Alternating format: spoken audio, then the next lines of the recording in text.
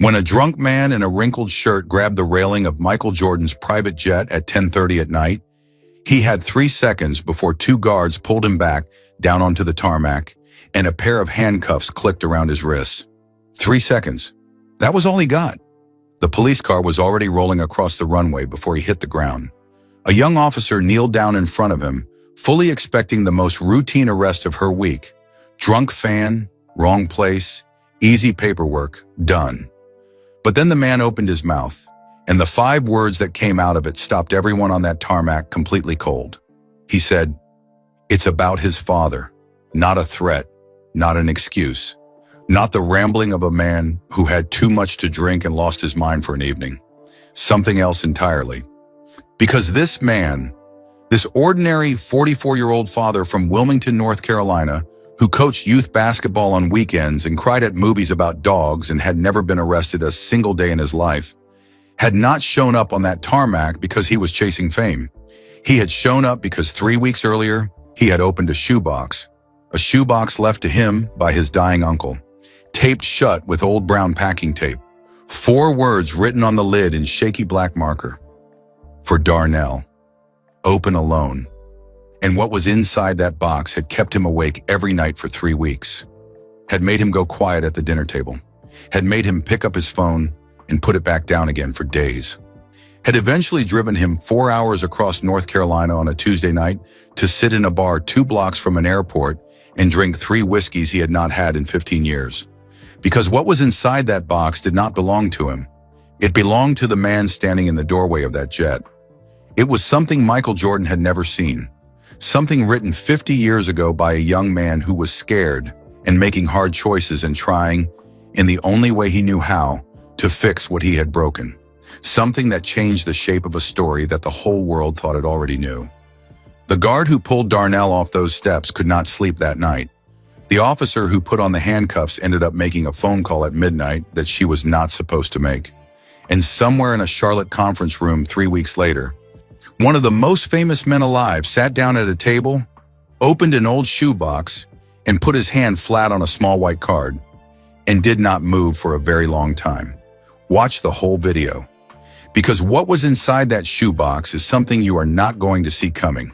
The moment happened fast, 3 seconds. That is all it took. A man named Darnell Pruitt put his left foot on the bottom step of the air stairs that led up to Michael Jordan's private jet. He grabbed the silver railing with both hands. His white button-up shirt was untucked on one side. His tie was loose and crooked. His eyes were glassy and red. He smelled like whiskey and bad decisions.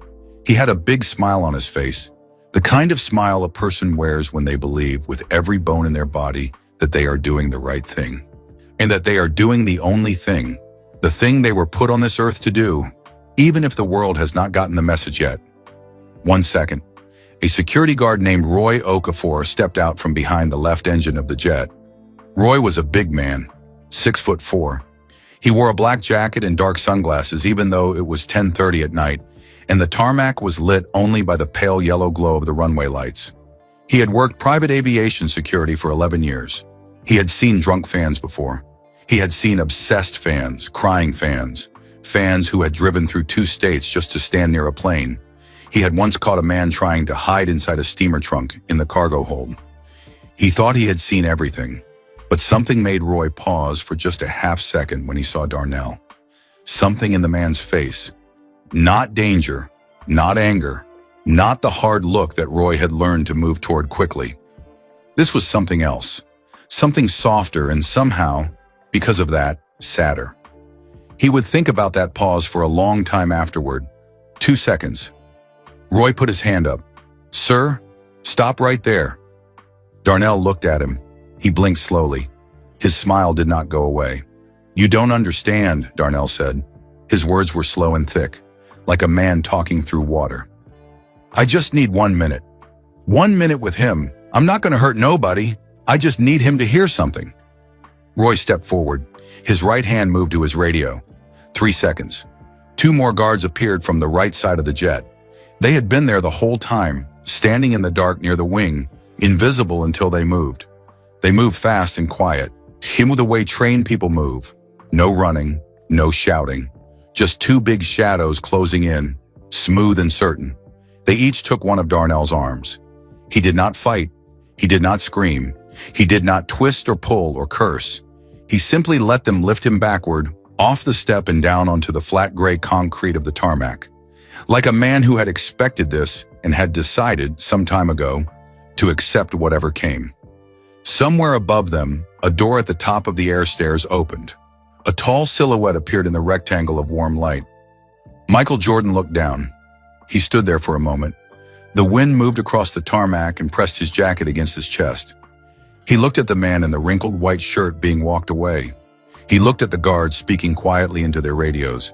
He saw, in the distance, the red and blue flash of a police car already rolling in from the far gate. His face was still, hard to read, the kind of still that belongs to a man who has learned, over many decades and in front of many cameras, how to keep everything inside. Then he stepped back. The door of the jet closed behind him with a soft and final click. By the time the police car rolled to a stop, Darnell Pruitt was already sitting on the ground with his hands behind his back. The handcuffs clicked into place. The sound was small, final, like a period at the end of a very long sentence. A young officer climbed out of the police car. Her name was Leah Brandt. She was 3 years on the job. She had short brown hair and a calm voice and a way of kneeling down in front of people that made them feel, somehow, like she was on their level instead of above them. She kneeled down in front of Darnell now. "Sir," she said, "can you tell me your name?" Darnell looked at her. His eyes were wet, not from the whiskey. The whiskey had been about courage, or the fake kind of courage that whiskey gives you when you are out of the real kind. What was in his eyes now was something older, something that had been building for 3 weeks. "My name is Darnell," he said. "Darnell Pruitt." "Okay, Darnell, can you tell me what you were trying to do tonight?" He looked past her, past the police car and the guards and the low yellow lights. Up at the jet, the lights inside were still on. A shadow moved just once, behind the small oval window near the front. "I needed to talk to him," Darnell said quietly. "I needed to tell him something that he doesn't know, something he deserves to know." "Tell who something?" Darnell looked back at her. His voice dropped, barely a whisper. "Michael," he said. "I needed to tell Michael something. Something about his father." Leah Brandt had been a police officer for 3 years. She had heard a lot of things on this job. Strange things. Sad things. Things that made her drive home in silence with the radio off. But something in the way this man said those 5 words made the hair on the back of her neck stand up. She did not speak. Nobody moved.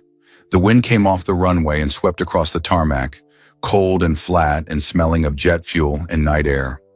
Somewhere far out on the airfield, a plane engine roared to life, rose high, and then slowly faded into the dark sky until there was nothing left of it at all. And Leah Brandt, who had kneeled down in front of a drunk man in handcuffs, fully expecting the most routine arrest of her week, felt the whole world go very, very quiet. Darnell Pruitt was not a bad man. That is the first thing you need to know about him. He was 44 years old. He worked as a shift supervisor at a textile factory in Wilmington, North Carolina. He had 3 kids.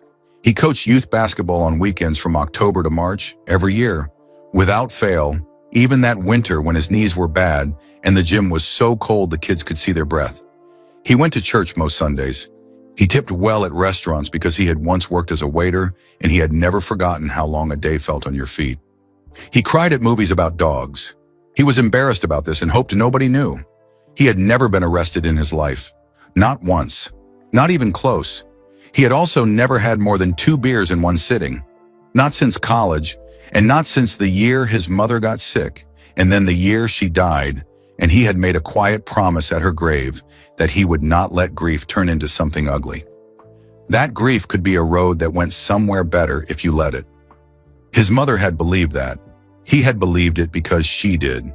So the fact that he was now sitting on the cold concrete of a private airport tarmac in Charlotte, North Carolina, with his hands behind his back and metal handcuffs pressing into his wrists and his shirt untucked and his whole body smelling like the bottom of a whiskey glass, this was not a thing that anyone who had ever known Darnell Pruitt would believe. Not his daughter, Karis. Karis was 17. She wore her hair in 2 puffs on either side of her head.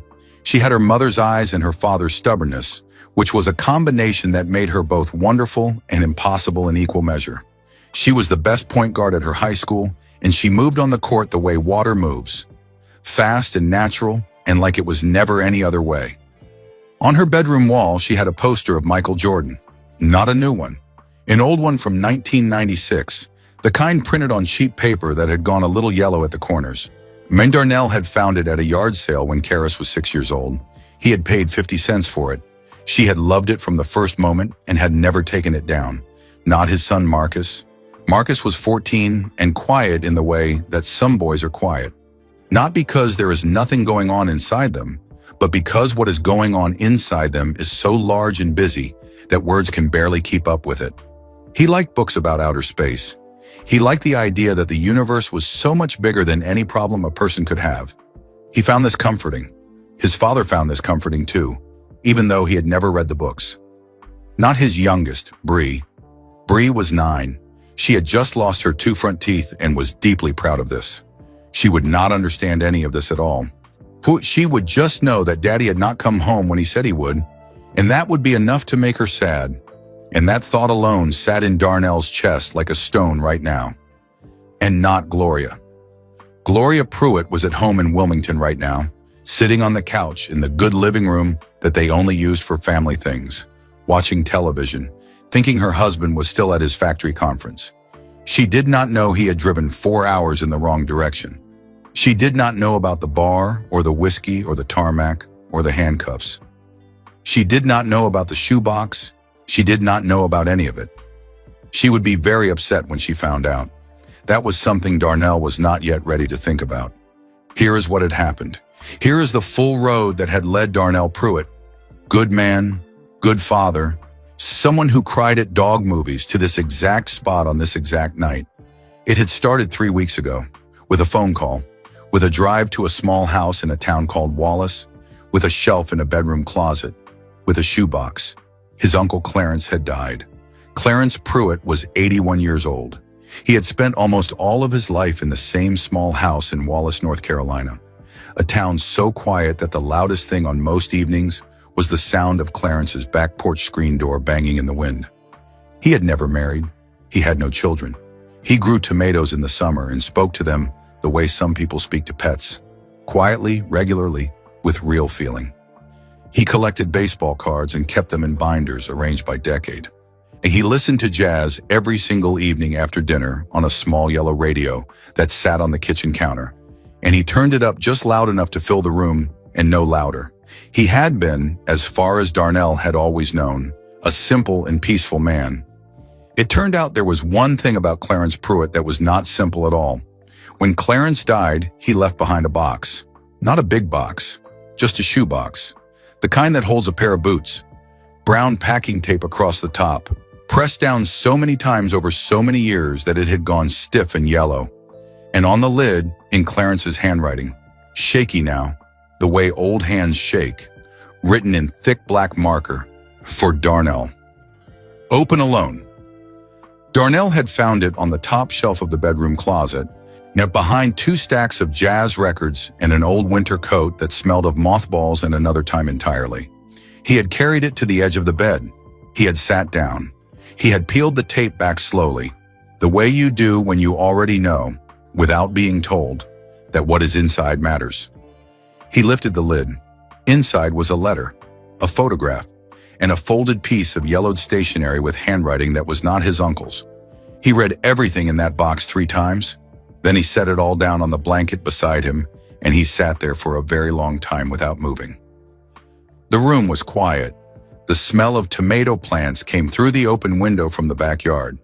Somewhere in the walls, the old house made the sounds old houses make, creaks and sighs like it was settling, like it too had been waiting a long time for whatever came next.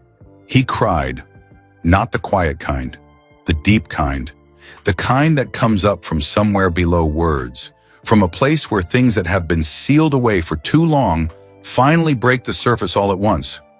What was in that box?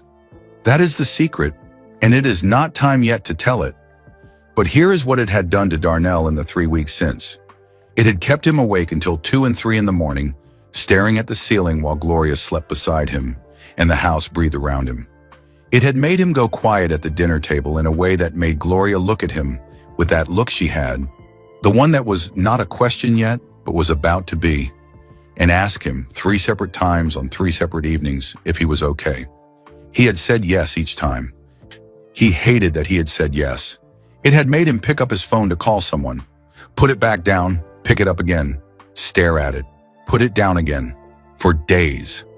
And then it had made him drive 4 hours from Wilmington to Charlotte on a Tuesday night, telling Gloria he needed to stay an extra day at the factory conference. He had checked into a hotel near the airport.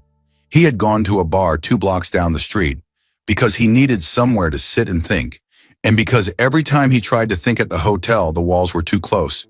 He had not planned to drink so much. 1 whiskey, he told himself, just to calm the edges down. Then 1 more because the first one had not worked. Then a 3rd because by then the box and the letter and the photograph were pressing against the inside of his skull like something that needed out. And then the television above the bar had changed to a local news segment, a reporter standing outside the private aviation terminal at Charlotte Douglas Airport. Behind her, lights, a jet, security, the words on the screen. Michael Jordan arrives in Charlotte. Foundation event tomorrow. Private terminal, tonight. Darnell had looked at that screen for a long time. Then he had laid money on the bar without counting it, pulled on his jacket, and walked out into the night. He would go to the airport. He would find a way to get 1 minute, just 1 minute, just enough time to say, there is something you do not know, something you deserve to know, something that has been sitting in a shoebox for 30 years waiting for you. He had not thought clearly about private airports. He had not thought clearly about much of anything. And that is how a good man, a quiet man, a man who coached children's basketball and cried at movies about dogs, ended up on a tarmac in handcuffs under the cold yellow runway lights, with the word father still floating in the air above him like something that had been said and could not now be taken back. Roy Okafor had a rule: never assume. He had learned this rule not from a textbook, not from a trainer, not from anything written down in any manual. He had learned it from a mistake he made during his 2nd week on the job 11 years ago at a small regional airport just outside Atlanta. A man in a torn jacket had wandered toward a private gate. He was moving slow. His eyes were unfocused. He looked like a man who was lost or tired or both. Roy had looked at him and his brain had done what brains do when they are young and new and still believe that the world comes in neat categories. His brain had said, homeless man, confused, not dangerous, handle gently, send him on his way. And so Roy had walked over and spoken to the man in a calm voice and guided him away from the gate, back toward the main terminal, the way you would guide a child away from a busy street. 3 hours later, Roy's supervisor had called him into the security office and pulled up a recording on the monitor. The man in the torn jacket had not been confused. He had been scanning. He had been looking at the gate layout, at the camera positions, at the distance between the guard post and the aircraft door. And on his way past the wall near Gate 7, he had tucked something behind the fire extinguisher bracket. Not a weapon, just a note. Names and times and a rough drawing of the terminal floor plan. Nothing that had caused real harm, but it could have. Roy had watched that recording twice. Then he had sat in that small security office for a long time without speaking. After that, he had the rule, never assume. So when Darnell Pruitt had put his left foot on the bottom step of Michael Jordan's jet and grabbed that silver railing, and Roy had felt that half-second pause move through him, that strange flicker, that tiny hesitation before his training took over. Roy had been angry at himself about it. Not because the pause had caused any problem. The situation had been handled. Darnell was in police custody. The jet had taxied safely. The night was over. He was angry at himself because a rule is a rule, and he had bent it even for half a second without understanding why. Now it was almost midnight. The tarmac was empty. The yellow runway lights hummed in the dark. Roy was sitting in the small security office near the private terminal, filling out his incident report on a form that had too many boxes and not enough space for anything that actually mattered. He wrote, "Male subject, approximately mid-40s, appeared intoxicated. Attempted to board aircraft without authorization. Subject removed without incident. Police notified and responded. He read it back. It was accurate. Every word of it was true, and not one word of it explained the look on Darnell Pruitt's face. Roy set his pen down. What had he seen? He had been asking himself this question for 2 hours, and he kept coming back to the same answer, the one that did not belong in any incident report. What he had seen was not a threat and not anger, and not the wild, unfocused energy of someone who had simply had too much to drink and lost their judgment. He had seen something that he recognized from somewhere personal, from his own life, from his own kitchen table. He had seen need, the desperate, aching, almost broken kind. The kind that belongs to a person who has been holding something heavy for so long that their arms have started to shake. The kind that makes people do things they would never normally do because the weight of not doing anything has finally become worse than the weight of doing the wrong thing. Roy had a younger brother named Tunda. Tunda was 38 now, living in Columbus, doing well. But there had been a night about 6 years ago when Tundi had driven 4 hours in the dark to Roy's house without calling first. He had knocked on the door at 1 a.m. Roy had opened it to find his brother standing on the porch with red eyes and shaking hands saying, "I have to tell you something. I should have told you 2 years ago. It is about Dad. I cannot carry it anymore." Roy had sat with his brother at the kitchen table until sunrise. What Tundi had told him had been hard to hear. It had rearranged some things. It had hurt in the specific way that truth hurts when it arrives late. Not like a wound, but like a door being forced open that you had gotten used to keeping shut. But Roy had been glad afterward that Tundi had come. He had been glad the door got open. Because closed doors in families have a way of getting heavier and heavier until they crush the people on both sides. He thought about that now, sitting with his pen and his incident report and the humming lights. He thought about what the man in the wrinkled shirt had said. It's about his father. Roy was not a man who followed celebrity news. He did not read gossip columns or watch entertainment television or care much about the private lives of famous people. But he was 46 years old and he had grown up in this country, and there were some things you simply knew without trying, the way you knew certain songs or certain names. They were just part of the air. He knew who Michael Jordan was. The whole world knew. And Roy was old enough, 17 years old at the time, to remember the summer of 1993. To remember the news that came out of South Carolina like a punch that nobody saw coming. He remembered exactly where he had been when he heard it, standing in the kitchen of his mother's house in Decatur, eating cereal before school with the radio on. The announcer's voice had changed the way voices change when the news is too large for a normal tone. Michael Jordan's father had been murdered, James Jordan, shot while he slept in his car on the side of a highway. His body found in a creek days later. 2 young men eventually convicted. Roy remembered how the air in his mother's kitchen had felt different after that. He remembered thinking, how? Just that word. How? How does a person absorb something like that and keep going? Like, how do you wake up the next morning and put on shoes and walk out into a world that did that to someone you loved? He had always felt in some quiet part of himself that Michael Jordan must be made of something different from most people. Not better, just different, harder, built in a way that allowed him to carry weight that would have destroyed someone else. Now a drunk man in a wrinkled shirt had appeared on a tarmac at 10:30 at night, saying he had something to tell Michael Jordan about his father. Roy sat with that for a long time. He picked up his phone. He looked at it. He thought about calling the officer, Brandt her badge had said, Leah Brandt, and telling her what he had seen in Darnell's face, that it was not threat energy, that it was something else. That it was Tunde on the porch at 1 a.m. with shaking hands saying, "I cannot carry this anymore." But then he thought, what would he actually say? That he had a feeling? That a man's face had reminded him of his brother? That was not evidence of anything. The man had trespassed on an active flight line while intoxicated. That was the beginning and end of it, legally speaking. The police would do what the police did. He put his phone down. He picked up his pen. He finished the incident report. But here is the thing he could not explain and did not write down, and would not stop thinking about on the drive home, and then lying in his bed in the dark, staring at the ceiling. He kept thinking about a box. He did not know why. He did not know anything about a shoebox or a letter or a Wallace, West North Carolina bedroom closet. He had no information. He had no reason, but he kept seeing, in his mind, a small box in a dark room, sitting on a shelf somewhere, waiting. He shook his head. He told himself to stop. He was tired. His brain was making things up. He drove home. He did not sleep well.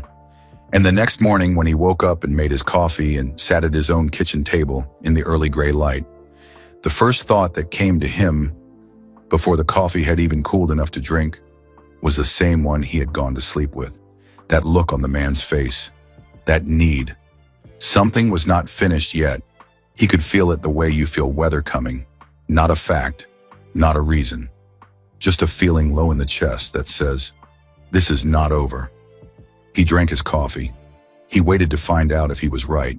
Non-officer Leah Brandt was supposed to take Darnell Pruitt to the station, process him for trespassing on aviation property, and go home at the end of her shift. That was the job. That was the whole of it. Drunk man, private airport, handcuffs, fingerprints, report filed, charge entered, done. Go home, sleep, come back tomorrow and do it again. Simple. But Leah Brandt had not become a police officer because things were simple. She had grown up in a house in East Charlotte where nothing was ever simple. Her mother, a woman named Patricia, had worked 2 jobs for as long as Leah could remember. The early shift at a hospital laundry and the evening shift at a grocery store, and had done it without complaining, which was the hardest kind of hard work because there was nobody to even notice it. Her father had left when Leah was 9. Not dramatically, not with a fight or a door slamming. He had just gone one Tuesday morning and not come back, and after a week it became clear that not coming back was the plan. Leah had 2 younger brothers, Damon and C. She had watched them the way older sisters watch younger brothers in houses where the grown-ups are stretched too thin, with a close eye and a tight heart, and the constant low hum of worry that becomes so familiar you stop noticing it until one day it is gone, and the quiet feels strange. She had learned in that house that the most important skill a person could have was not strength or toughness or even patience. It was the ability to look at someone, really look past what they were showing, and understand what they were not saying out loud, what they were carrying that they had not yet found the words for. She had that skill the way some people have perfect pitch. It was not something she had worked for. It was just there, from the beginning, like a second set of eyes that saw a different layer of the world. She had used it on Darnell Pruitt the moment she kneeled down in front of him on the tarmac. She had looked at him, and she had not seen a criminal. She had not seen a dangerous man or an unstable man or a man who meant anyone harm. She had seen a man who was grieving something, a man who was frightened in the specific way that people are frightened when they are holding a truth that is too large for them to hold alone. A man who had made a very bad choice in service of something he believed, with everything he had, was the right thing to do. She had also heard those 5 words. It's about his father. Those 5 words had gotten into her head the way a song gets in. Not through any effort of her own, just arriving, taking up space, refusing to leave. She drove to the station. She booked Darnell in. She ran his prints, clean, not a single mark, no record of anything, not even a speeding ticket more than 12 years old. She brought him a cup of water and sat across from him in the small interview room with the flickering light in the far corner that Leah had been putting in maintenance requests about for 4 months. He drank the water slowly, both hands wrapped around the plastic cup like it was warming them, even though the room was not cold.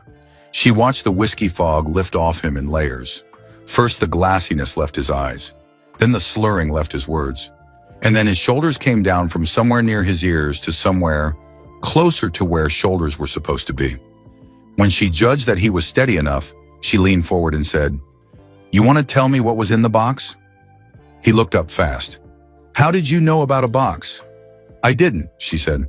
"I said the box because everyone who is carrying a secret like yours is carrying a box. It might be real, or it might just be in their chest, but it's always a box." He looked at her for a long moment. She did not look away. She had learned a long time ago not to look away at the moments that counted. Then slowly he reached into the inner pocket of his jacket. They had taken his phone and his keys at booking, but they had left his jacket, and from the inside pocket he drew out a photograph that had been folded once, carefully, weighing along a crease that had been made and remade many times. He unfolded it and put it on the table between them. Leah looked at it without touching it. It was old. Black and white, or what had once been black and white, now faded to soft grays and the pale ivory of old paper left too long in the dark. Two young men stood in front of a car. They looked to be in their early 20s, maybe younger. One was tall with a wide, easy smile. The kind of smile that belongs to someone who does not yet know how much the world is going to ask of them.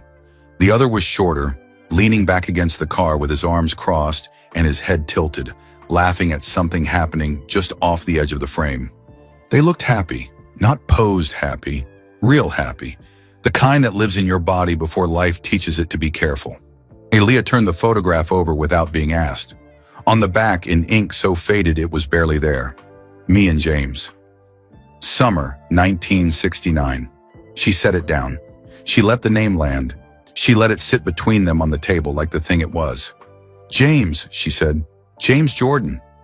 Darnell's voice was quiet and careful, the voice of someone handling something breakable.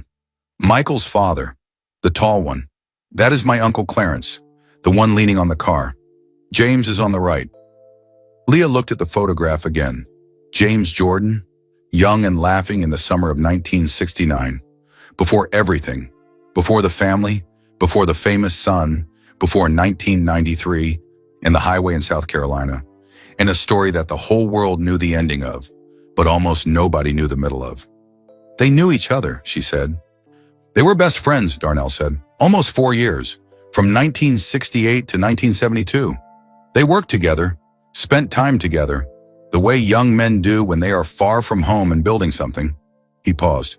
My uncle never told anyone. Not me, not my father, not a single person I ever met. He kept the photograph and the letter and everything else in that box, and he kept the box closed for 30 years. Why did he stop? Leah asked. What ended the friendship? Darnell looked at his hands in his lap. He turned them over, palms up, as if checking them for something. Something happened, he said, between them, a choice that James made, something my uncle could not forgive. He paused. Or something he thought he could not forgive. For a very long time. Leah heard the distinction. She filed it. What kind of choice? He looked up at her. His eyes were clear now. The whiskey was gone. What was in his face was just Darnell, tired and certain and carrying something that had gotten too heavy. That, he said, is what I needed to tell Michael. Leah sat back slowly in her chair. She looked at the photograph one more time. Two young men, 1969. The whole long summer of their lives still ahead of them.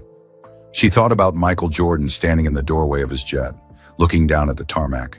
She had only seen him for a few seconds and only from a distance, but she had seen his face, the stillness in it, the practiced control of a man who had learned to keep everything behind glass. She thought about what it must cost to maintain that kind of stillness for 30 years, to keep a door closed for that long. And then she thought unexpectedly about her own father. Somewhere in Cincinnati, last she had heard, years ago, she had stopped tracking. She had stopped knowing his address, his number, whether he was well or unwell or somewhere in between. She had told herself that this was fine, that it did not matter, that the absence of something you never really had was not the same thing as loss. She was not always sure she believed that. She looked at Darnell. Here is what I am going to tell you, she said. I cannot promise anything. I cannot make phone calls that bypass 30 years of security and handlers and a whole system designed to make sure people like you cannot reach people like him. I want to be honest with you about that. Darnell nodded. But I am also not going to do nothing, she said. Because that photograph is real, and that friendship was real, and whatever happened between those two men deserves to end somewhere better than a trespassing charge and a shoebox on a shelf. Darnell was very still. There is a security guard, Leah said. Roy Okafor. He was on the scene tonight. He works private aviation security. 11 years. He may know people. He may know a door I don't know about. She stood. She picked up the photograph and turned it once more to look at the back. Me and James. Summer 1969. I'm going to make a call, she said, and then you are going to tell me everything that was in that box. Darnell looked up at her. Something in his face shifted. Not relief exactly, but the very first edge of it. The way a room changes the moment someone opens a window. Yes, he said. Karen, I will tell you all of it. Leah nodded. She picked up her notepad and walked to the door. She had no idea if this was going to work. She had no idea if Michael Jordan would ever, in any world, hear the name Darnell Pruitt again after tonight. But she had learned something as a 9-year-old girl watching her mother work 2 jobs in a house that was never simple. You did not wait for easy. You just started. Before Leah Brandt made any calls, she sat back down. She pushed her notepad to one side. She folded her hands on the table. She looked at Darnell Pruitt. Steadier now, the water doing its slow work, the whiskey mostly gone. And she said, tell me everything. All of it. From the very beginning. And so Darnell told her. He told her about the drive to Wallace. About his old pickup with the driver's side window that sticks in cold weather. About the 2-lane roads through flat farmland that go on so long you start to think the world has forgotten how to turn. He told her about pulling up to his Uncle Clarence's small house at the end of a dirt driveway in late September, with the leaves just beginning to turn and the tomato plants in the backyard still green, even though Clarence would never tend them again. He told her about the smell of the house, old paper, tomato plants coming in through the kitchen window, and underneath everything else, so faint it was almost imagined, the ghost of pipe tobacco that Clarence had given up 20 years ago, but that had soaked so deep into the walls over the decades before that it was part of the house now, part of the air, a part of what Clarence had left behind. He told her about the closet, the top shelf, the stack of jazz records in their paper sleeves, Coltrane, Miles Davis, Thelonious Monk, and behind them, pushed back against the far wall of the shelf, a shoebox, brown packing tape across the top. The tape stiff and yellowed from years of being pressed and repressed. And on the lid, in his uncle's handwriting, the thick black marker letters that had gone slightly shaky the way handwriting goes shaky when a person's hands have gotten old. For Darnell, open alone, he told her about sitting on the edge of the bed, about how the mattress springs had creaked under him the way they had always creaked, the same sound they had made every time he had sat on that bed since he was a boy, visiting on summer breaks. And about how familiar the room was and how strange it felt to be in it now. The same curtains, the same braided rug, the same old dresser with the chipped corner, but with Clarence gone so that every familiar thing was a reminder of absence. He had peeled the tape back slowly. He had lifted the lid. Inside the box there were 3 things. He would learn later, much later, that there were actually 4. But the 4th was at the very bottom, hidden flat against the cardboard floor of the box, and he had not found it that first day. That day, he had found 3. The first was the photograph. He had already shown Leah this. 2 young men in front of a car. Summer 1969. Me and James. The second thing was a folded piece of paper. It was not notebook paper. Florida, it was stationery. The pale yellow kind that used to come in flat cardboard boxes from the drugstore. The kind that people used in the years before everything became email. The fold was deep and permanent. The crease as sharp as a crease gets after being made and unmade many times over many years. Darnell had unfolded it. The handwriting was not his uncle's. It was a larger hand. Careful. The letters upright and deliberate, like the writing of someone who had been taught that words on a page were worth the effort of making them clear. The ink was faded but fully readable. And at the top of the page, in the top right corner where a date goes, 2 lines. June 14, 1972, Teachy NC, and at the very bottom of the page, below 2 full pages of text, a name, James R. Jordan. And the room in the Charlotte police station was very quiet while Darnell told this part. The fluorescent light in the far corner continued its slow flicker. Somewhere down the hall, a phone rang twice and stopped. Leah did not move. She did not write anything down. She just listened. Darnell told her what the letter said. He did not read it. He recited it, because he had read it so many times in the 3 weeks since finding it. Sitting in his truck in the driveway, too overwhelmed to go inside. Lying awake at 2 in the morning while Gloria slept.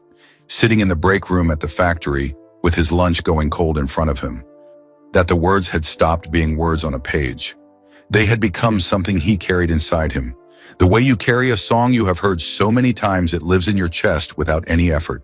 When he said James Jordan had written the letter 3 months after the friendship ended, 3 months of trying to start it and stopping, 3 months of not knowing how to say the thing plainly. And then one June morning he had sat down and decided to say it plainly anyway, without dressing it up, and trust that Clarence would hear it the way it was meant.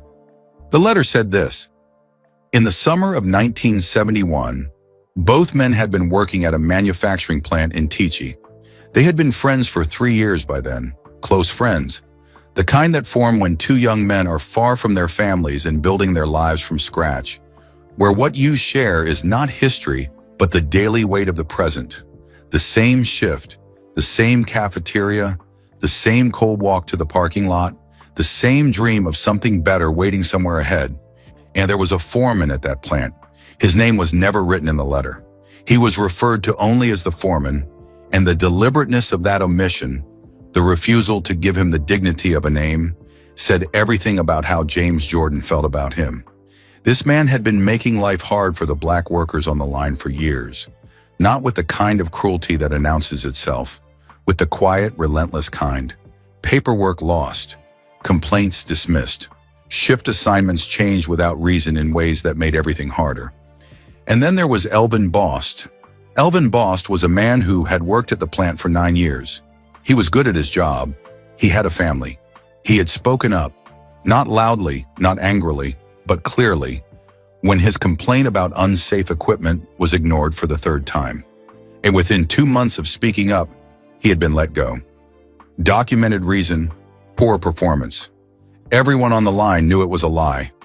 Nobody with power did anything about it.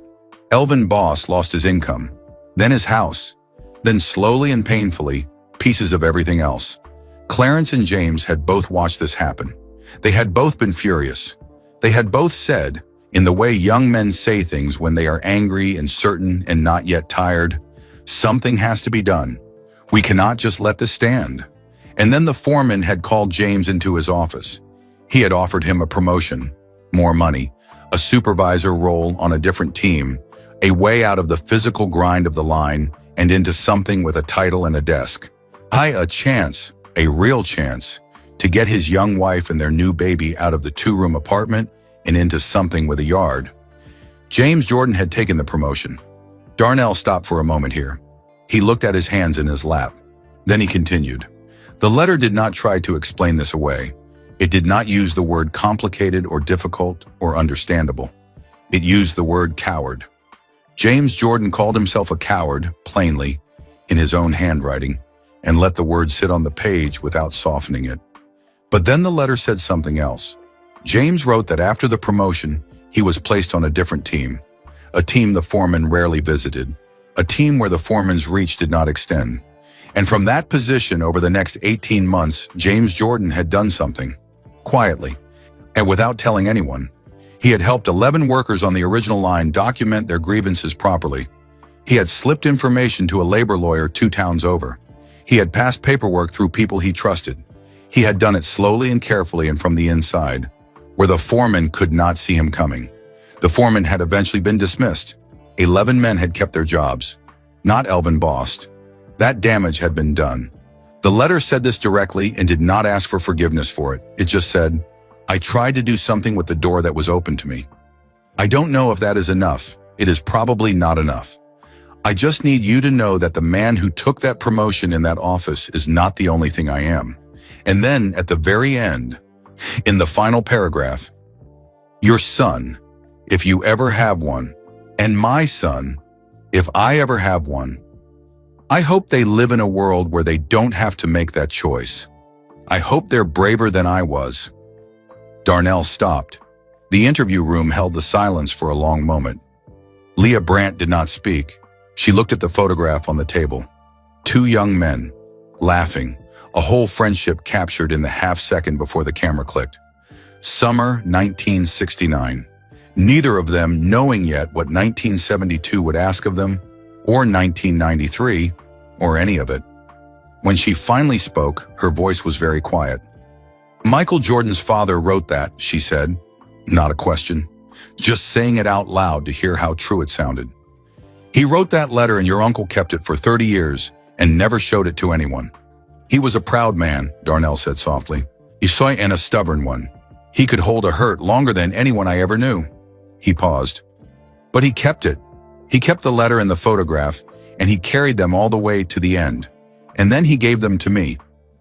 Leah looked at him. Because he wanted Michael to have them. Darnell nodded. There was no performance in it. No drama.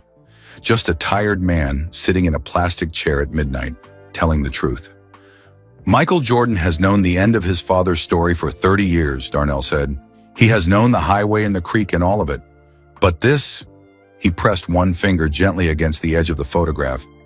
This is the middle. This is who his father was when he was 24 and scared and making choices that weren't clean. And then trying to make them cleaner from the inside. Wait, this is the part nobody has. The room was quiet again. Then Leah said, and you thought the best way to deliver all of that was to show up drunk on a tarmac at 10:30 at night? Darnell closed his eyes briefly. I was nervous. You were drunk? Leah said. He opened his eyes. That also, he said. For just a moment, the very first moment since she had kneeled down on the cold tarmac and heard 5 words that changed her whole evening. Leah Brandt almost smiled. Leah Brandt was not the kind of person who thought famous people were different from regular people. She had grown up in a house where that message was delivered not as a lesson, not as something her mother sat down and taught her, but as something that came through the walls over years. Her mother had worked alongside doctors and administrators and people who appeared on local television, and she had always come home and talked about them as simply people. People who made her laugh, people who frustrated her, people who occasionally brought in donuts for the staff room and were beloved forever after for it. Famous or not, rich or not, what a person was made of showed through the ordinary moments, not the extraordinary ones. That was the message. Leah had absorbed it young, and it had never left her, so she did not look at this problem and think, Michael Jordan is too large to reach. She thought, there are layers between me and where I need to get, and I need to find the thinnest one.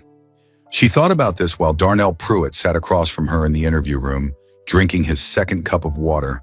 Terrain looking like a man who had been picked up by a river and set down somewhere he did not recognize.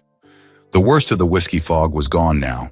What was left was exhaustion and the specific kind of embarrassment that comes not from doing something stupid, but from doing something important in a stupid way. Leah looked at the photograph on the table. Then she looked at the incident report in front of her, at the name she had written at the top when she had filled it out on the tarmac. Roy Okafor, Security, Private Aviation Services of Charlotte. 11 years. She thought about what 11 years in private aviation security meant. It meant details for corporate executives, professional athletes, musicians, people who required layers of protection between themselves and the world. It meant working alongside advanced teams and personal staff and logistics coordinators and handlers. It meant if you were good and steady and the kind of person who got called back again and again, that you built a quiet web of contacts in a world that most people never saw up close. It was a long shot. She knew it was a long shot. A security guard she had met once on a tarmac at midnight, remembering a name from a detail 4 years ago, reaching out to someone who may or may not still be in the same position and who may or may not be willing to pass something up a chain that was designed specifically to stop things from being passed up. But it was the only shot she had. She picked up her phone. She dialed the number from the incident report. Roy picked up on the second ring. His voice was alert, fully present. But she had the immediate sense that he had not been asleep, that he had been sitting somewhere in the dark, turning the evening over in his mind the same way she had. This is Officer Brandt, she said. We met earlier at the airport. I am sorry to call this late. It is fine, Roy said. I was awake. She heard something in those 3 words that told her she had been right.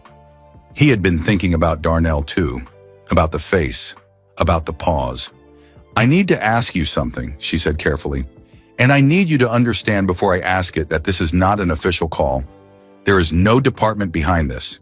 This is just me, a person asking you, another person, for help with something unusual. A short pause. Okay, Roy said. And so Leah told him. She was brief. She had learned that brevity was a form of respect, that loading someone with every detail before they had agreed to carry any of it was a kind of taking without asking. So she gave him the shape of it, the shoebox, the photograph, the letter from 1972 written in James Jordan's own hand. What the letter contained, what Darnell had been trying to do on that tarmac before the whiskey and the poor planning had gotten in the way. Roy listened without interrupting.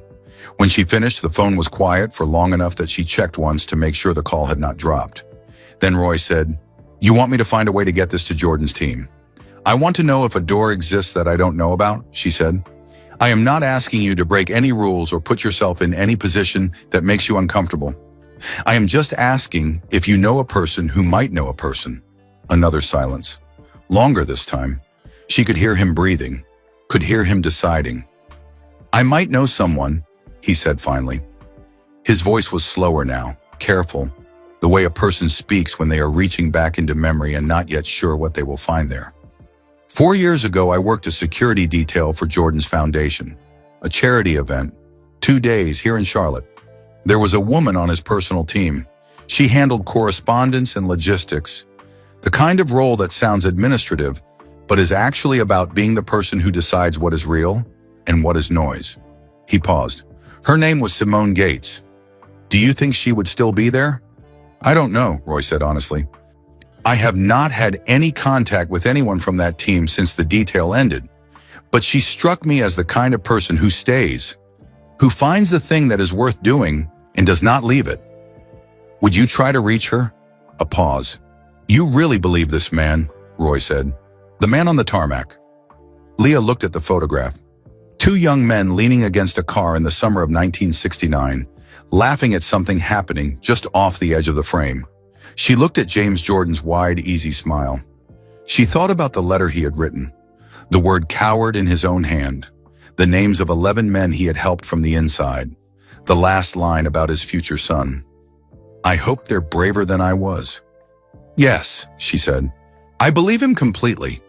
The silence that followed was the longest one yet. She waited through it. Yet she did not fill it. Then Roy said, "All right, but Officer Brandt, I need you to understand something before I try. Even if I reach Simone, even if she takes the message seriously and passes it upward, there is a good chance that it gets stopped somewhere in the chain. These things get filtered. There are people whose entire job is to decide what reaches the top and what does not, and most things do not. Even real things, even true things." "I know," Leah said. "This might lead nowhere," he said. "I need to be honest about that." "I know that too. And knowing that, you are still doing this." It was not quite a question. It had the weight of something more than a question, like he was checking the floor before putting his weight on it. "I'm still doing it," Leah said. Roy made a sound, small, brief. It sat somewhere between a laugh and a long exhale. The sound a person makes when they have been thinking about doing something and someone else has just made the decision for them. "Give me 24 hours, he said. After the call ended, Leah sat for a moment without moving. The interview room hummed around her. The light in the far corner flickered twice and held.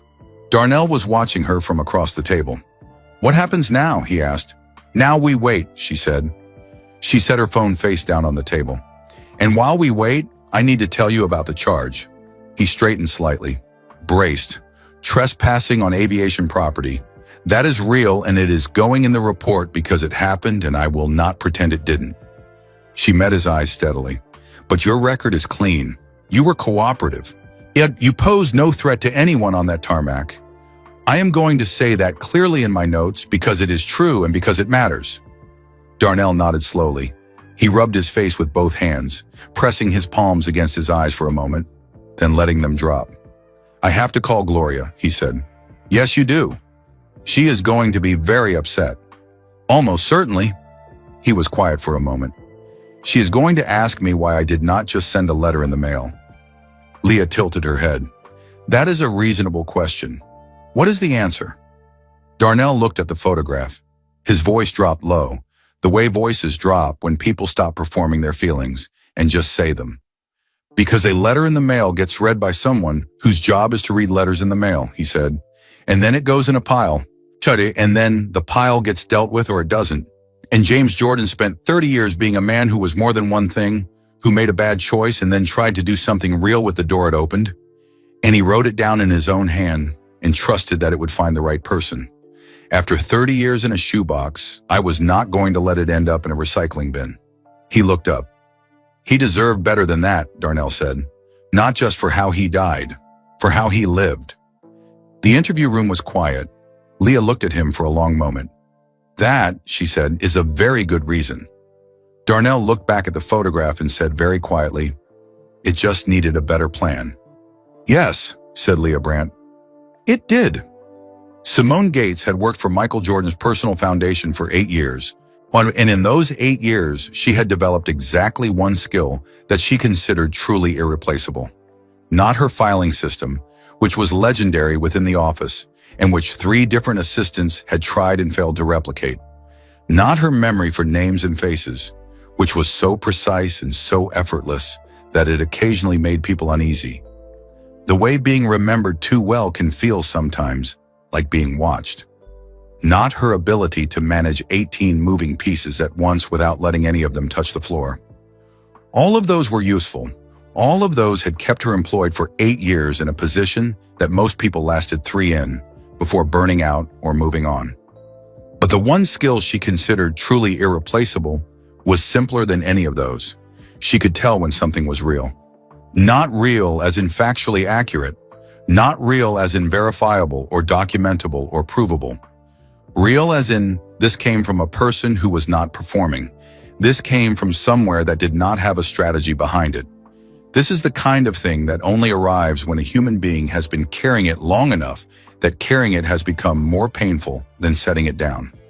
She had learned this skill because her job demanded it. Every single day, without exception, things arrived at the foundation through every channel that existed. Post, email, phone, hand delivery, and once memorably, an elderly woman who had simply sat down in the lobby and refused to leave until someone came to speak with her. What arrived was overwhelmingly and beautifully love. People who had been changed by watching a man be great at something, who wanted to say so, who needed the saying of it to be received somewhere real rather than dropped into the void of the internet. Simone did not dismiss any of it. She cataloged it carefully. She responded where she could. She kept a file that was now, after 8 years, 4 separate binders thick, but 3 or 4 times a year, not more, never more. Something arrived that was different. Something that made her stop in the middle of whatever else she was doing and sit very still and read it a second time. Something that had the particular weight and texture of a thing that had been waiting a long time to arrive. Roy Okafor's message arrived on a Wednesday morning at 8:47, while Simone was standing at her desk reviewing the schedule for an upcoming foundation event. She read it once standing up, and then she sat down and read it again. She knew Roy only slightly. He had worked a 2-day security detail for the foundation 4 years ago. A charity gala, nothing complicated. And she remembered him the way she remembered everyone. Precisely. Steady. Quiet in the way that competent people are quiet. Not flashy, not trying to be noticed. Just doing the thing well and going home. Not the kind of man who sent messages like this. That was the first thing she noticed. Not the content, the source. Because the content of unusual messages was always unusual by definition. What separated the ones worth taking seriously from the ones that were not was who sent them and why they sent them, and whether the act of sending felt, in some unnameable way, reluctant. Like it had cost something. Roy's message felt reluctant. Cool, like a man who had gone back and forth about it and finally decided that not sending it was worse. She called him back. He answered on the first ring. She asked questions. The same questions twice, phrased differently. She had learned that the truth does not change its shape when you come at it from a different angle. A story does. Roy's answers did not change shape. The officer, she said. Officer Brandt. She was there on the tarmac. She heard what the man said and she chose to look into it rather than simply process the charge and move on. Yes, Roy said, and she believes him. She does. I do too. Simone was quiet. She looked at her desk, at the neat stacks of folders and the single-frame photograph she kept facing her. Not of the foundation, not of any event or ceremony. Just her mother and her late aunt, standing in front of a house in Columbia, South Carolina, squinting into the sun, laughing at something behind the camera. 1974, before everything that came after. She thought about James Jordan. She had spent 8 years working for his son's foundation. She had read every interview, every profile, every account that existed about the man Michael Jordan had become and the forces that had shaped him. She knew that among those forces, his father occupied a space that was singular, not just loved, but formative in a way that the word love does not fully capture. James Jordan was the architecture, the foundation under the foundation. And she knew about 1993 the way everyone who had worked in proximity to this family knew about it. Not as news, as weather, as the thing that was always in the room at a certain temperature, at present even when no one was speaking of it, a wound that had not closed, a door that was always there even when it was shut. Now Roy Okafor was telling her that a man named Darnell Pruitt had a shoebox in Wilmington, North Carolina, that contained a photograph from 1969 and a letter from 1972 written in James Jordan's own hand. A letter that spoke of a young man making a hard choice, of a cowardice that was also eventually a courage, of 11 men who kept their jobs because of something done quietly and without applause from the inside of a broken system, of a final line written to a future son who could not yet exist.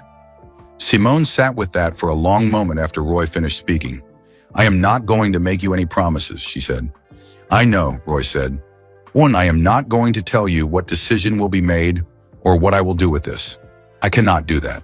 "I understand. But I would like to see the photograph," she said, "and the letter, the copies. Before anything else, I want to see them myself." She heard it then, the thing in Roy's brief silence before he answered. She recognized it immediately because she had heard it before, on other calls in other rooms, from other people who had been holding something carefully for a long time, and had finally found a pair of hands they trusted enough to pass it to for just a moment. Relief, not resolution, not certainty. Just the specific, exhausted relief of a weight being shared. "I will get you the officer's contact information," he said. "Thank you, Mr. Okafor." She set the phone down. She sat for a moment looking out her window. 7 floors up, Charlotte spread out below her in the flat gray light of a Wednesday morning. The skyline, the low buildings beyond it, the thin line of highway in the distance, the whole ordinary machinery of a city going about its business without knowing or caring, that in a small interview room the night before, a tired man in a wrinkled shirt had recited a letter from memory that had been waiting 30 years to be heard. She thought about James Jordan, young, leaning on a car, laughing in the summer of 1969. She thought about what it meant to know the end of a person's story for 30 years and suddenly be offered a piece of the middle. She picked up her phone again. She did not call Officer Brandt, not yet. First, she made a different call, shorter, to a number that lived in her phone under no name at all, just a single initial, because that was how she had always kept it, because some things did not need to be written down to be known. It rang twice. "Yes," said the voice on the other end. Low and unhurried, familiar to the whole world from television and interviews and the specific way famous voices become part of the air people breathe. But on the phone like this, it was just a voice, a person, someone who picked up when she called. "I'm sorry to bother you," Simone said, "but there is something I think you should know about." She paused for just a moment. Then she said, "It is about your father." While all of this was happening, while Simone Gates was looking out her 7th floor window at a gray Charlotte morning and picking up a phone to call a number stored under a single initial, Darnell Pruitt was sitting in the waiting area of the Charlotte police station on a plastic chair the color of old mustard. He had called his wife. The call had lasted 47 minutes. Darnell knew this because he had watched the timer on his phone screen the way a man watches something he is afraid of, not wanting to but unable to look away. That 47 minutes had contained, in roughly this order, A long silence on Gloria's end. When he said the words, "I need to tell you something." Then her voice, very careful and very controlled, saying, "Go ahead." Then the telling of it. The conference that was not really a conference. The bar, the whiskey, the TV above the bar, and the news segment, and the way his feet had just started walking before his brain had finished the argument. The tarmac, the railing, the 3 seconds, the handcuffs, all of it laid out plain. Then a silence so long and so complete that Darnell had checked the screen again to make sure the call had not dropped. Then Gloria had said, quietly and precisely, and in a tone that Darnell had only heard from her a handful of times in 21 years of marriage, a series of words that he would not be repeating to anyone. Then more silence, then crying. Him first, then both of them together. Outrage, the tangled kind of crying that happens between two people who love each other and are also extremely frustrated with each other at the same moment, which is one of the specific difficulties of long marriage. And then cutting through all of it like a door opening in a dark room. Gloria's voice, steady now, the real voice, the one underneath everything else. "Darnell, why didn't you tell me about the box? Why didn't you tell me the day you found it?" And here is what Darnell said. "I don't know." And here is what he meant.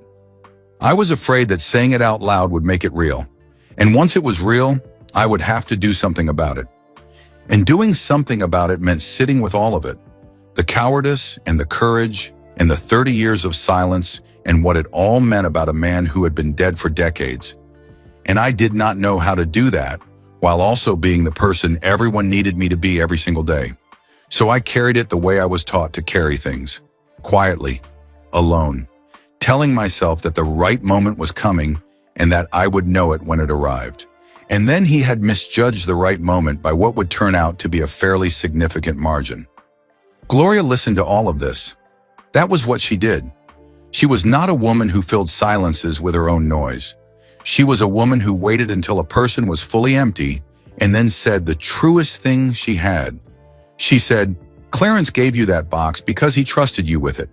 Hey, Darnell, he had 2 other nephews. He had your father's brother in Raleigh. He had people. He chose you. That means something. Darnell did not speak. "You were right to want to pass it on," she said. "You were right about what it deserved. You were just wrong about the how." Then she said, "Come home. Come home tomorrow morning and we will sit down together and figure out what comes next. Together. You hear me? Not alone. Not the way you've been doing everything for the last 3 weeks." Darnell had held the phone after she said that. The waiting area of the Charlotte police station was not a comfortable place to have a moment. The chairs were the color of old mustard, and the fluorescent lights hummed in a pitch just below the range, where you could consciously hear it, but not below the range where your body felt it. There was a vending machine in the corner that flickered once every 4 minutes with a sound like a deck of cards being shuffled. It was almost 1 in the morning. His back hurt. The whiskey had finished leaving him, and what remained in its wake was the raw, stripped feeling of a man who had run a long way and had not yet found water. But when Gloria said, "Come home," something moved in his chest. Not relief exactly.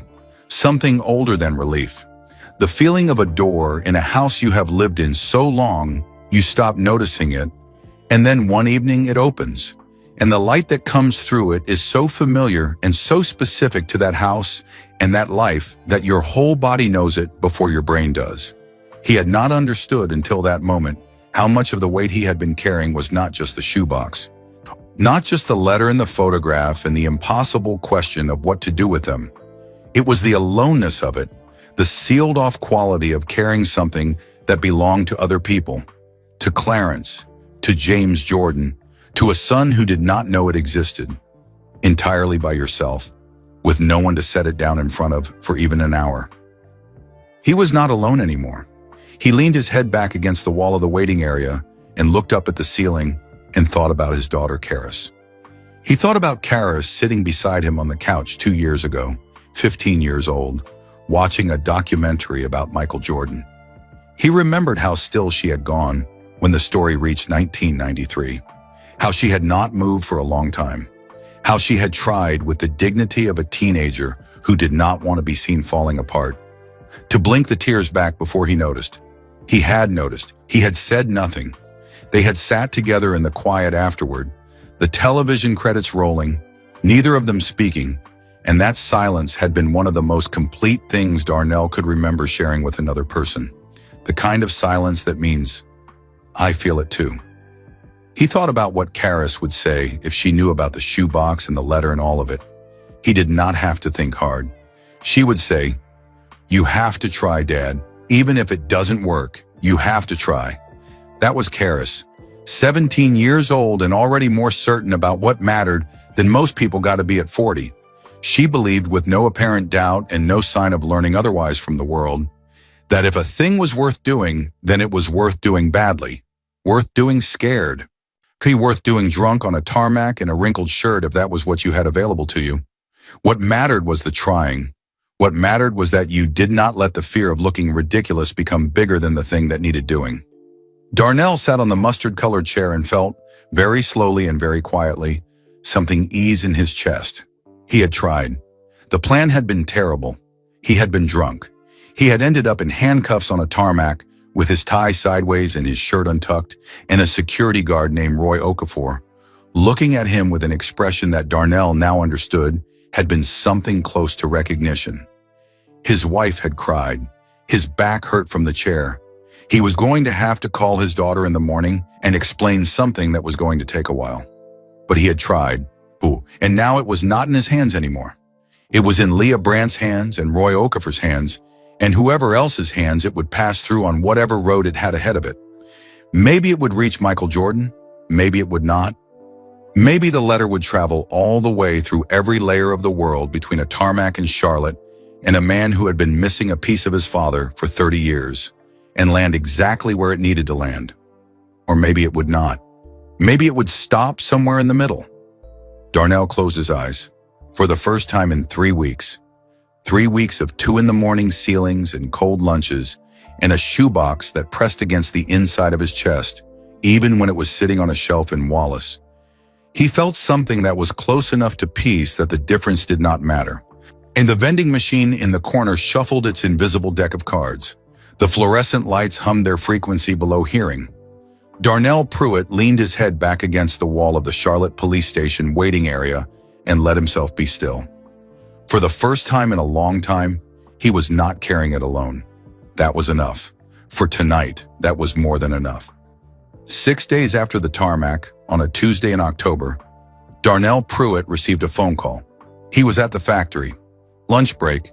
He was sitting at his usual table in the break room, the one by the window that looked out over the parking lot, the one he had eaten lunch at nearly every working day for 11 years. The sandwich Gloria had packed was turkey and mustard on white bread, which was his favorite. And she had packed it even though she was still upset with him, which told him more about her love than any of her words ever could. He was halfway through it when his phone lit up with an unknown Charlotte number. He looked at it for one full ring. Then he picked up. "Mr. Pruitt," a woman's voice, calm and precise, the voice of someone who chose every word before releasing it. "My name is Simone Gates. I work for Michael Jordan's foundation. I was given your contact information by Officer Leah Brandt." Darnell set his sandwich down on the wax paper, very carefully, as if a sudden movement might disturb something fragile in the air. "Yes," he said. His own voice came out quieter than he intended. "Yes, that's me. Mr. Pruitt, I've had the opportunity to review the materials you shared with Officer Brandt. The letter and the photograph. I also did some independent research, cross-referencing details in the letter against employment records and labor dispute filings from that period and region. Several of the details are consistent with what I was able to find." Darnell became aware that his right hand was trembling very slightly. He pressed it flat against the table. "Okay," he said. "Mr. Pruitt." A brief pause. Not the kind that means uncertainty. The kind that means what comes next is being placed carefully, the way you place something you do not want to drop. "Mr. Jordan would like to meet with you." The break room was loud. 4 people at the table across from him were arguing cheerfully about football. The microwave in the corner beeped 3 times. Somewhere behind him, a chair scraped against the linoleum. When Darnell heard none of it. "He would," he said. "He would," Simone said. "He is not in Charlotte at the moment. However, he will be here in 3 weeks for a foundation event. We would like to arrange for you to come to Charlotte and bring the original materials from the shoebox, the letter, the photograph, everything as it was, and meet with Mr. Jordan directly. The word directly landed in Darnell's chest like a stone dropped into still water. I'm willing, he said. Yes, absolutely. Good. I'll send the details to your email. There are a few logistics to work through, but nothing complicated. A beat, then. Mr. Pruitt, one more thing before I let you go. Yes. The pause this time was different. Something shifted very slightly in the quality of Simone Gates's voice. Still professional, still measured. But underneath the professionalism, something warmer moved through it like light through a curtain. He read the letter, she said. I want you to know that specifically. Not a summary, not a briefing from me. He read it himself, the full thing. Darnell closed his eyes. The break room noise continued all around him. The football argument, the microwave, the scraping chairs, the hum of a building full of people going about their ordinary Tuesday. None of it reached him. He was somewhere else entirely. He was in a small house in Wallace, North Carolina, sitting on the edge of an old bed with a shoebox on his lap, reading a letter for the first time. He was feeling the weight of 30 years pressing through 2 pages of pale yellow stationery. He was a 24-year-old man named James Jordan, sitting at a desk in 1972, trying for the 3rd month in a row to find the right words, finally deciding to just say it plainly. He was Uncle Clarence in the same small house every evening after dinner, listening to jazz on his yellow kitchen radio with a secret folded up on a shelf in the next room. He was all of those people and all of those moments at once, pressed into one single point of time in a factory break room in Wilmington, North Carolina on a Tuesday in October, with a turkey sandwich going cold on wax paper in front of him. Thank you, Darnell said. He said it very quietly. Thank you for telling me that. After the call ended, he sat at the table for a long time without moving. A colleague passed behind him and said, "Hey, man," and Darnell nodded without turning around. He drank the last of his coffee. And he looked out the window at the parking lot, the ordinary rows of ordinary cars sitting in the flat October light, the world going about its business the way it always did, entirely unaware that anything unusual had just happened in the break room of a textile factory in Wilmington. He thought about Uncle Clarence. He thought about what 30 years of holding a secret must feel like from the inside. Not the holding of something dangerous, not the holding of something shameful, the holding of something that belonged to someone else. A letter written to Clarence, yes, but carrying inside it a truth that was really about a son who had not yet been born when it was written. 30 years of knowing that this thing existed and that it had a rightful place somewhere, and not being able to let go of the anger long enough to send it there. And yet keeping the box, keeping the photograph, keeping the letter with its deliberate handwriting and its careful words and its final line about 2 future sons and a world that might be braver. He thought about James Jordan sitting at a desk in the summer of 1972, young, scared, knowing what he had done and not excusing it and writing it down anyway because the truth needed to exist somewhere, even if the only place it could live for now was a shoebox on a shelf in a bedroom in Wallace, writing a letter that would not be read by the right person for over 50 years, but writing it. And then Darnell thought about Michael Jordan, not the silhouette in the doorway of the jet, not the face on Karis's poster going yellow at the corners, just a man. A man who had spent 30 years knowing the end of his father's story and carrying that end in his chest every single day. And now he had held the original paper, the actual ink, the handwriting of a young man who was scared and trying, and more than one thing at once. The way all people are more than one thing at once. The way the whole long, complicated truth of a human life never fits inside the part that history decides to remember. He had read it himself, the full thing. Darnell thought about that line from the letter. I hope they're braver than I was. He had read it so many times it lived inside him now. But he heard it differently in this moment than he ever had before. Not as a lament, not as the confession of a man ashamed. As a wish, a father's wish for a son who was not yet born. A wish that had traveled 50 years through a shoebox and a bedroom closet and a tarmac and a police station and a phone call to a factory break room to arrive, finally in the hands of the person it was meant for. Darnell looked out the window at the ordinary parking lot for another long moment. Then he picked up his phone and texted Gloria 3 words. He said yes. He did not explain more than that yet. He would tell her everything that evening, sitting together at the kitchen table the way she had asked, the way they should have been doing from the beginning. But for now, 3 words were enough. 3 words, and the quiet spreading feeling of something very old finally moving toward where it had always been going.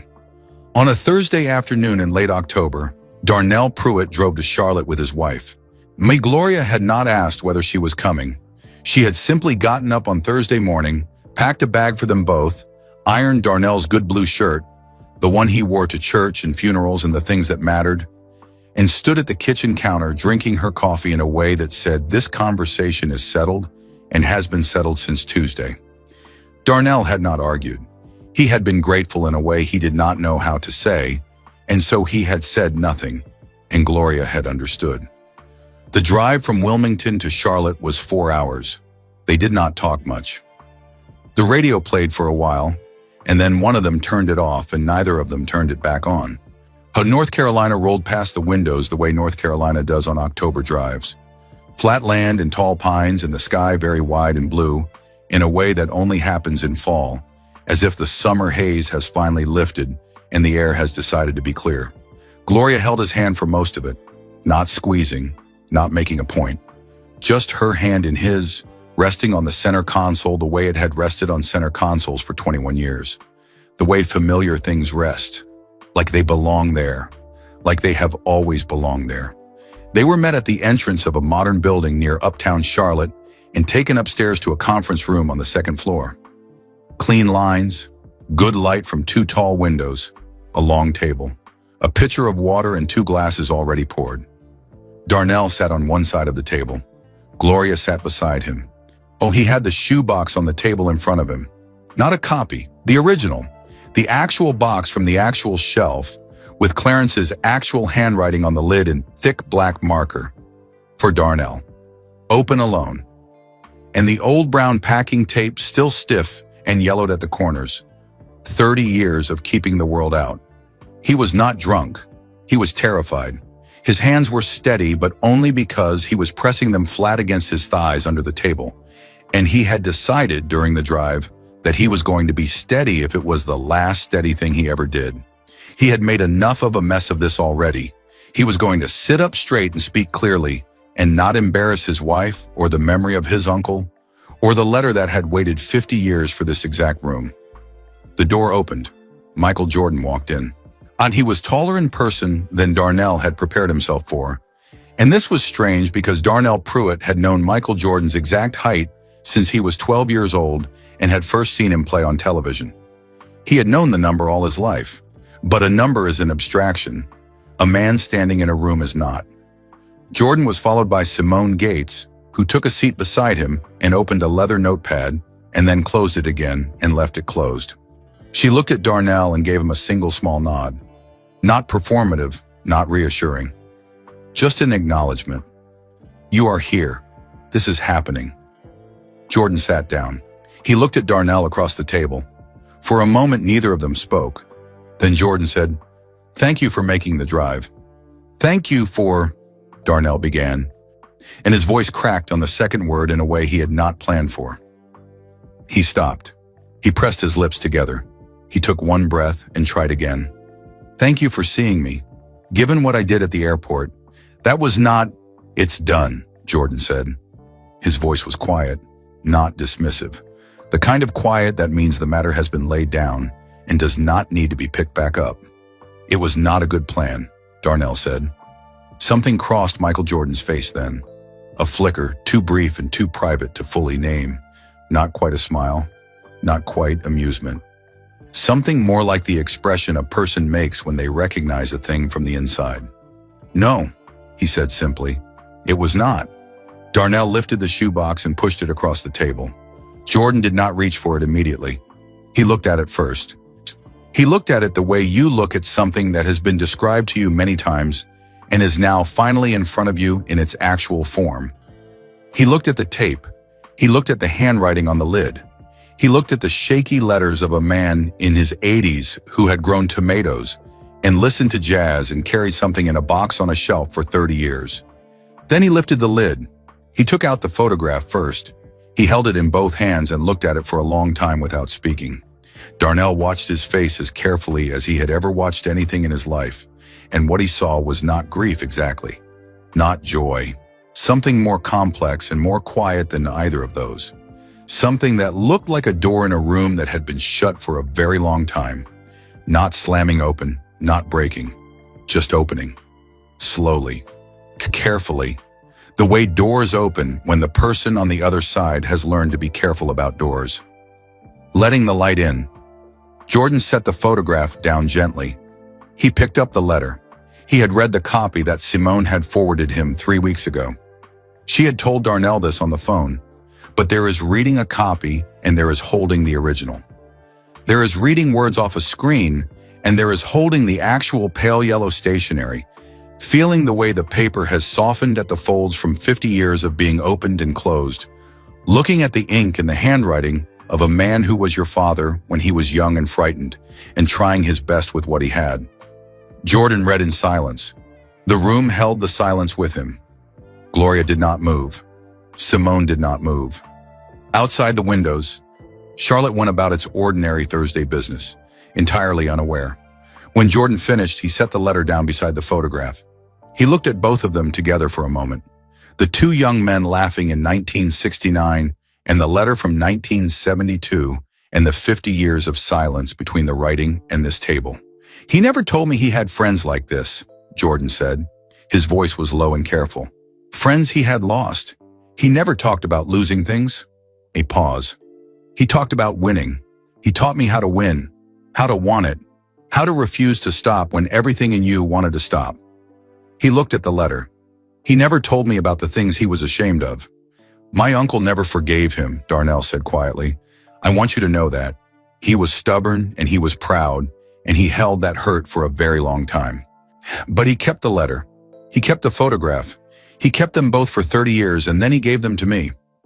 I think I have always thought that keeping them meant something, that not throwing them away was its own kind of thing. Jordan looked at the photograph. It means he still cared. Yes, Darnell said. I think that's exactly what it means. A long silence settled in the room. Not an uncomfortable one. The kind that comes when something true has been said, and everyone is letting it be true without rushing past it. Then Jordan said quietly, and not for any record, not for any camera. He used to tell me that the problem was never the mistake. The problem was pretending you hadn't made it. He touched the edge of the letter with one finger, very lightly, as if touching a thing that was warm. He is not pretending here. He is saying exactly what he did and exactly what he did afterward. He looked up at Darnell. That's him, Jordan said. That's exactly who he was.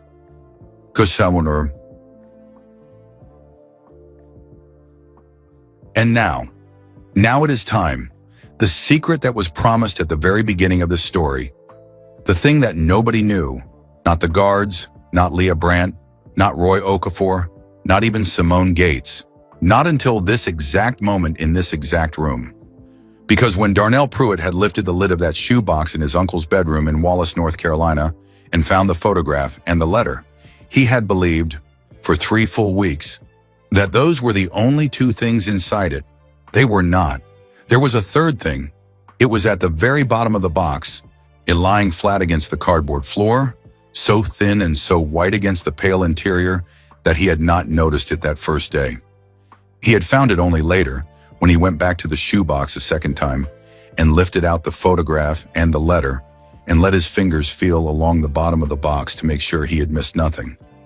His fingers had found a small card, white, the size of a business card, the kind that comes in blank packs from a stationery store, meant for nothing in particular. On it, in his uncle's handwriting, shaky, careful, the writing of a man near the end of his life, setting down something that had needed setting down for a very long time. 3 lines. I never told him I forgave him. I did, a long time ago. I should have told him while I could. Darnell reached into his jacket pocket now. He took out the card. He placed it on the table beside the photograph and the letter. All 3 things together. The friendship and the breach and the forgiveness that had lived unsaid inside a shoebox for 30 years. Michael Jordan looked at the card. He was still for a moment, completely still, in the specific way that people go still when something lands on them that they were not prepared for and that they are not going to pretend did not land. Then something in his face changed, not the careful stillness, not the practiced quiet of a man who had learned across decades of cameras and crowds and questions how to keep everything behind glass. Something underneath all of that, something older. He reached out and placed his hand flat on the small white card. He left it there. He did not speak for a long time. When he did, his voice was different, quieter even than before. The way a voice gets when it has been stripped of everything except what is true.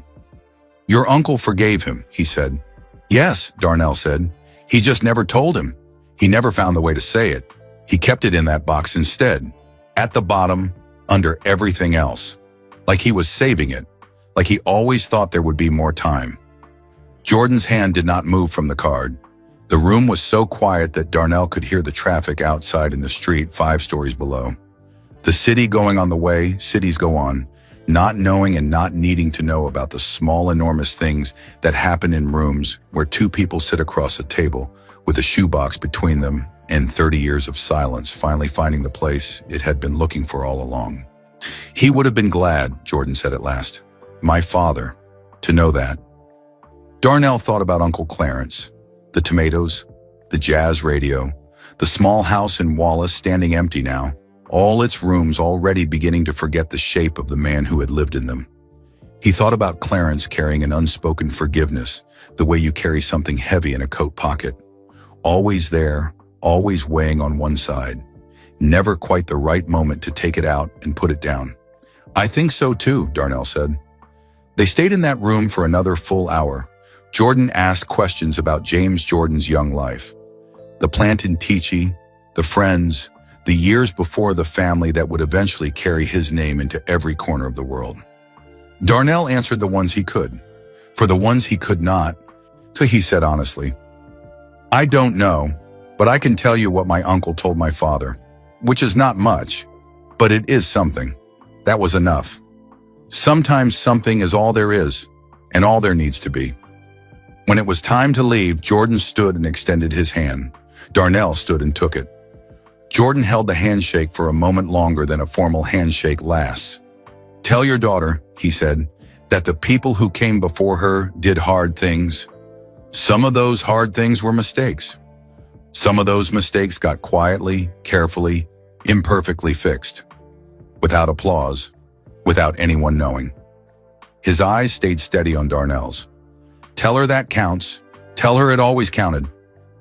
Darnell nodded. He did not trust his voice entirely. "I'll tell her," he said. On the drive home, Gloria held his hand on the center console again. Outside the windows, North Carolina went slow and orange in the falling evening. The pines turned dark against a sky the color of an old brass lamp. Somewhere east, Wilmington was waiting. The house, the kids, Karis with her poster, and Marcus and his books about the vast, forgiving universe, and little Bree with her 2 missing teeth and her uncomplicated love. "You did it," Gloria said, somewhere past the Concord exit. "I made a complete mess of it first," Darnell said. "Yes, you did," she said, "and then you did it." He thought about that for a long time. He thought about the small white card and the 3 lines written in an old man's shaky hand. When he thought about a forgiveness that lived unspoken for 30 years, because the right moment never arrived, or because the pride was too loud, or because the hurt had calcified around the love so completely that the 2 could not be separated anymore, and so it all stayed inside. He thought about all the things people carry without saying, the love they mean to speak and keep postponing, the sorry that sits at the back of the throat for years, the "I forgive you" that gets buried so deep under the weight of the wound that it forgets it is still alive. He thought about a drunk man on a tarmac at 10:30 on a Tuesday night, grabbing a silver railing with both hands, with the most important words of 3 generations stuck somewhere in his chest. He thought about 3 seconds, and he thought, 3 seconds is not long. But sometimes it is just long enough. Darnell Pruitt pleaded guilty to the trespassing charge. He paid the fine without complaint. He told his daughter Karis the whole story from start to finish, including the whiskey and the handcuffs, leaving nothing out. She cried. Then she was quiet for a while. Then she said, "Can I tell my team?" He said yes. Officer Leah Brandt received a commendation from her department for exceptional conduct in a sensitive case. She did not tell anyone what the case was. She put the commendation in a drawer underneath some old files and went back to work the next morning. Roy Okafor still works private aviation security at the Charlotte airport. He still has the rule, never assume. He has added a second rule now. The second rule is shorter than the first. It goes, but look closer. Well, Simone Gates kept certified copies of the letter and the photograph in a private archive at the foundation. She did not file them under any name. She knew where they were. That was enough.